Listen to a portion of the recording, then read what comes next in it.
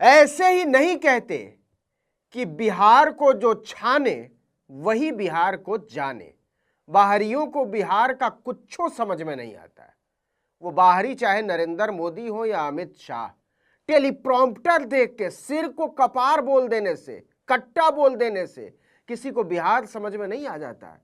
वरना सोचिए कि 17 एजेंसियां अपने रंग बिरंगे सर्वे में एनडीए की सरकार बना चुकी हैं और बीजेपी की शक्ल पर 12 बजा। आज के दिन बिहार के अंदर से सारी खबर सामने निकल कर आ जाएगी। क्या आखिर बिहार की सियासत पर कौन काबिज होने जा रहा है। लेकिन एक बड़ी खबर यह सामने निकल कर आई है कि आखिर अभी तक मोदी और अमित शाह और नीतीश कुमार की सांसें क्यों अटकी हुई है। क्योंकि एग्जिट पोल में तो सीधे तौर पर एनडीए को जीता हुआ दिखा दिया था, लेकिन एक बड़ी खबर अंदर खानों से सामने निकल के आ रही है कि मोदी जी के कट्टर दुश्मन ने एनडीए को हरवा दिया दोस्तों, और पूरा चुनाव विपक्ष के पाले में जाकर गिर चुका है।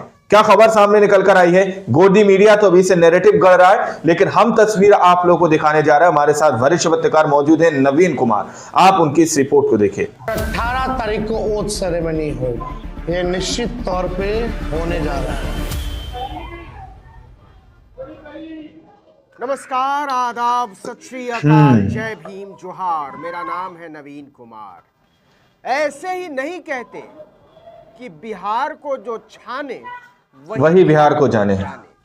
बाहरियों को बिहार का कुछो समझ में नहीं आता है। वो बाहरी चाहे नरेंद्र मोदी हो या अमित शाह, टेलीप्रॉम्प्टर देख के सिर को कपार बोल देने से, कट्टा बोल देने से किसी को बिहार समझ में नहीं आ जाता है। वरना सोचिए कि 17 एजेंसियां अपने रंग बिरंगे सर्वे में एनडीए की सरकार बना चुकी है और बीजेपी की शक्ल पर 12 बजा हुआ है। वहां तो विधायक दल की बैठक होनी चाहिए थी ना, मुख्यमंत्री को चुनने का प्रस्ताव और अनुमोदन का खेला होना चाहिए था, तो हो क्यों नहीं रहा है। सोचिए, जिन लोगों को उछलना चाहिए था वो भाई लोग खुश तक नहीं हो पा रहे। सवाल सोचकर देखिए, एग्जिट पोल से खुश किसे होना चाहिए था। नरेंद्र मोदी को, अमित शाह को तो उछलना चाहिए था। भाजपा की तो पार्टी ही नहीं रुकनी चाहिए थी। चिराग पासवान ढींगा लाला हो करना चाहिए था और घी के दिए जलाने चाहिए थे लल्लन सिंह को। तो आपने किसी के चेहरे पर किराए पर मिली ऐसी बम्पर जीत की रौनक देखी क्या? नहीं, बताइए देखी क्या? नहीं देखी तो हम दिखा देंगे। इस एग्जिट पोल के बाद सबसे ज्यादा खुश पूरे बिहार में कौन है? यानी मतदान अभी खत्म नहीं हुआ कि एग्जिट पोल आता है। देखिए, हम ना सर्वे में खुशफहमी में रहते हैं, ना गलत फहमी में रहते हैं। ये सर्वे जो है केवल मनोवैज्ञानिक तौर पे साइकोलॉजिकल, जितने अधिकारी चुनाव में लगे हुए हैं उनके दबाव में जो है ये सर्वेस लाए गए हैं। हमने पहले भी कहा था कि 14 तारीख को रिजल्ट होगा और 18 तारीख को वोट सेरेमनी होगी। राजनीति में खुशी सबसे बड़ी चीज होती तो जिंदगी में भी है, लेकिन राजनीति में कुछ ज्यादा होती है। इसी साल का दिल्ली चुनाव याद कर लीजिए। आम आदमी पार्टी 10 साल की सत्ता के बाद बाहर हो गई। आया कौन? भाजपा। लेकिन कांग्रेस खुश कि हमने आम आदमी पार्टी को बाहर कर दिया, हमारी ताकत का कमाल है। सियासत में ताकतें क्या क्या कमाल करती हैं, इसका अंदाजा लगाना आसान नहीं होता। देखिए, एग्जिट पोल आते ही नीतीश कुमार हजरत शाह दरगाह पर चादर चढ़ा गए। अब कल्पना करके देखिए, जय श्री राम वाले सनातन सनातन चिल्लाते रह गए और नीतीश कुमार ने दरगाह, मंदिर और गुरुद्वारे में मत्था टेककर बीजेपी को माथा पीटने पर मजबूर कर दिया। इसको कहते हैं पॉलिटिक्स। कौन कहता है कि नीतीश कमजोर हो गए? उनका भेजा काम नहीं करता, वो थक गए या भूल जाते हैं। नीतीश को जितना भी याद रहता है, जितनी भी ऊर्जा उनके अंदर बची हुई है, जितनी भी राजनीति की इच्छा बची हुई है, उतना तो 5-10 बीजेपी को चकर घिन्नी की तरह नचाने के लिए काफी है। लिख कर रख लीजिए, असली नतीजे वाले दिन चैनलों पर बैठकर जीत पुराण बाँच रहे नचइये गवैये बजइये भांगड़ा मिलेंगे। इसका अंदाजा अभी से हो गया। देखिए, बिहार विधानसभा चुनाव के अंतिम चरण का मतदान खत्म होने के एक दिन बाद एक्सिस माई इंडिया का एग्जिट पोल पर निगाह मारी है। इसमें नतीजा क्या है?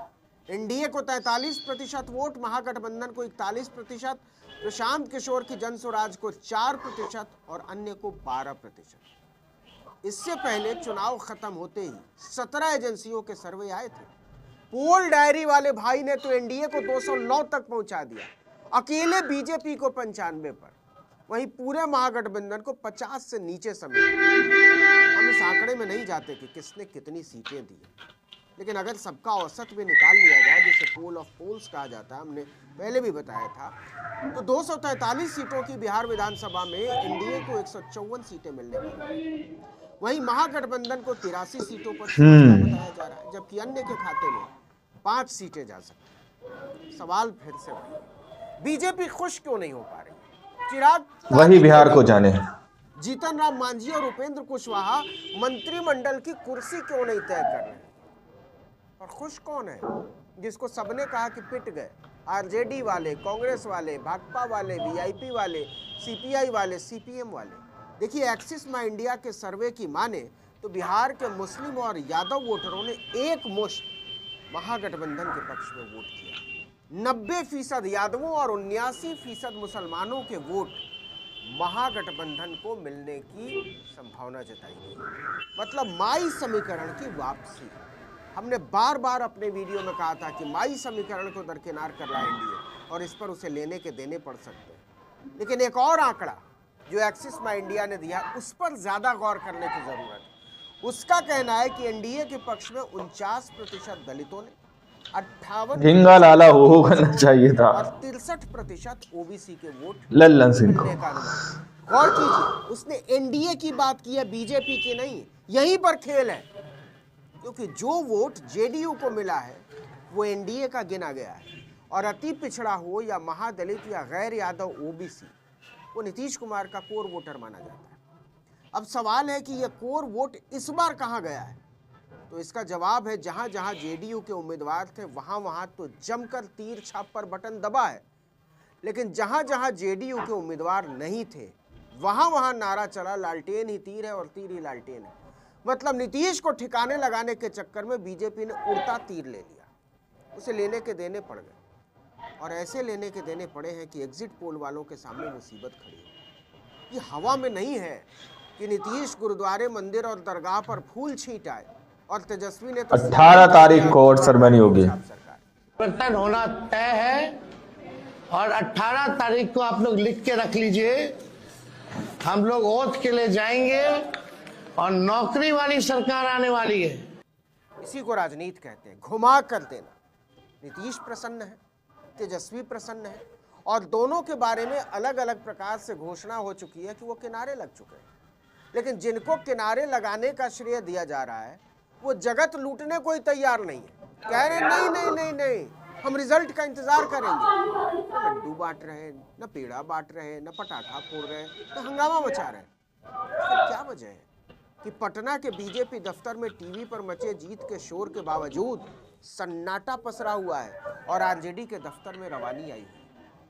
क्या आप इसकी राजनीति समझ रहे हैं?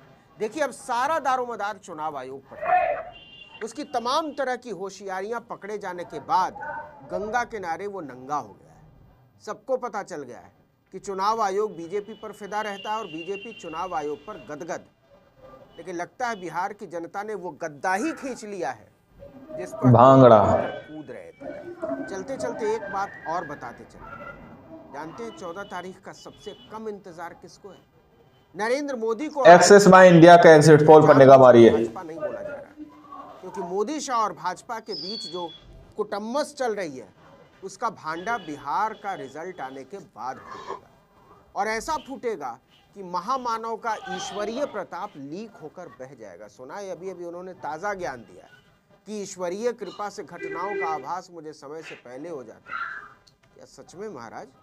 तब तो आपको ये भी पता रहा होगा कि कुंभ में लोग उछल कर मरने वाले हैं, बस में लोग जल कर मरने वाले हैं, लाल किले पर चल कर मरने वाले। दोस्तों, आप लोगों ने इस वीडियो को शुरू से आखिर तक देखा। वीडियो के अंदर साफ तौर पर बात की गई है कि किस तरीके से एक्सिस माई इंडिया की तरफ से जो सर्वे सामने निकल कर आया, जो तस्वीरें सामने निकल कर आई, उसमें सारे के सारे एग्जिट पोल धराशायी हो गए। और अभी जो रुझान सुबह से आना शुरू हुए हैं उसमें कहीं ना कहीं महागठबंधन सीधे तौर पर बढ़त बनाता हुआ नजर आ रहा है। दोस्तों, महागठबंधन और तेजस्वी यादव ने तो पहले ही इस चीज को लेकर क्लियर कर दिया था कि 18 नवंबर को और सेरेमनी होगी, यानी कि 18 नवंबर को तेजस्वी यादव सीधे तौर पर शपथ ग्रहण करेंगे। लेकिन एग्जिट पोल के अंदर जीत मिलने के बाद भी पक्ष के अंदर, यानी कि जो अभी सत्ताधारी लोग हैं, मोदी जी, अमित शाह, गृह मंत्री जी, सबके चेहरे क्यों लटके हुए हैं, जैसा कि नवीन कुमार ने बताया। हालांकि आपको एग्जिट पोल में तो जीत मिल चुकी थी, लेकिन वो कहीं ना कहीं इस चीज को जानते हैं कि एग्जिट पोल जो दिखाए जा रहे हैं वो तो सिर्फ सोची समझी एक लिस्ट मान लीजिए। बाकी आप लोगों ने इस रिपोर्ट को देखा सुना, आप लोग इस रिपोर्ट के बारे में क्या सोचते हैं, क्या समझते हैं, और आपको क्या लगता है कि आखिर कौन बनेगा बिहार का बादशाह? कमेंट जरूर कीजिएगा। मिलते हैं अगली वीडियो में, जब तक के लिए जय हिंद, जय भारत।